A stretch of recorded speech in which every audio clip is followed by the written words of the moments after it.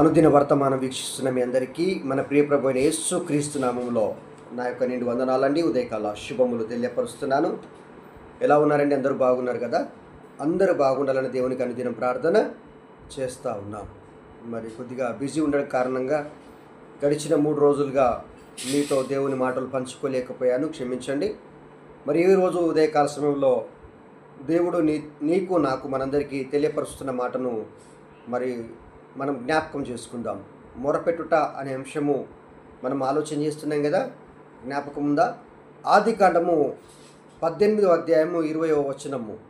యెహోవా చూడండి, మరియు యెహోవా సొదొమ గొర్రెలను గూర్చిన మొర గొప్పది గనుకను వాటి పాపము బహుభారమైనది గనుకను అనే మాటని ఇక్కడ మనము ఆలోచన చేస్తూ ఉన్నాం. రక్తము దేవునికి మొరపెట్టింది, కూలివాని కూలి దేవునికి మొరపెట్టింది, కూలివాడు దేవునికి మొరపెట్టాడు. భూమి దాని సాళ్ళు ఏకమై ఏడ్చి దేవునికి మొరపెట్టినట్టు మనము చూసి ఉన్నాం.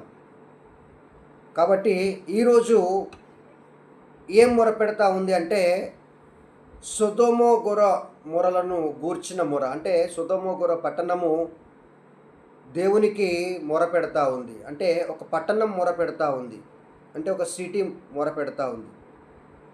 ఎందుకు ఆ పట్టణం మొరపెడతా ఉంది అని అంటే, ఆ పట్టణంలో పాపం ఎక్కువైపోయింది.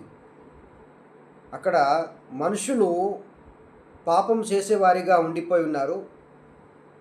పాపము, క్రోధము ఈ రకంగా విచ్చలవిడిగా ఆ పట్టణంలో ఉంది.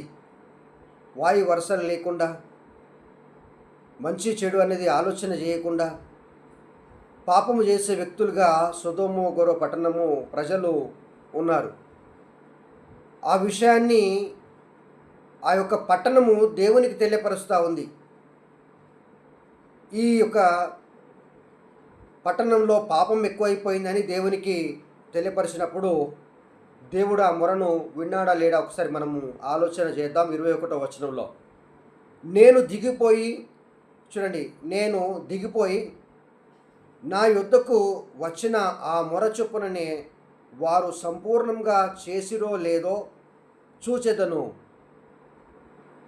చేయని ఎడల నేను తెలుసుకొందునెను.